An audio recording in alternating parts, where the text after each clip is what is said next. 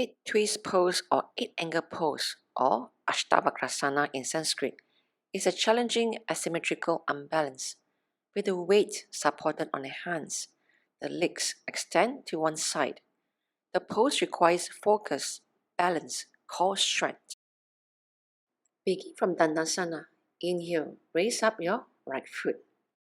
Catch the foot with both hands and hug your right thigh in your chest, while keeping the left leg straight out to the front of your mat. Lift and lengthen your spine and engage your core by pressing your navel back and up.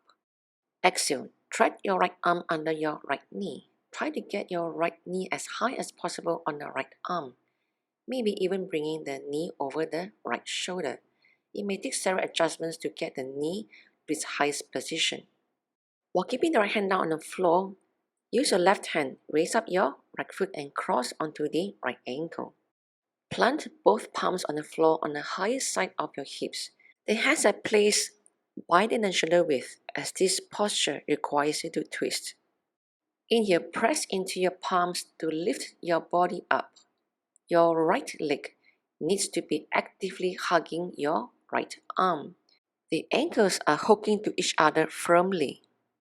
Exhale, bend your arms to 90 degrees to shift the weight of your torso forward to its parallel to the floor.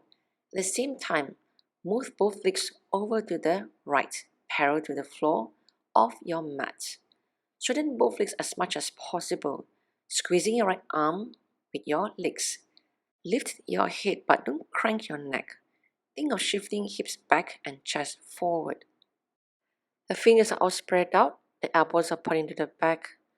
Both shoulders are kept same level. To release, straighten your arms and shift your weight back to lower your butt with control.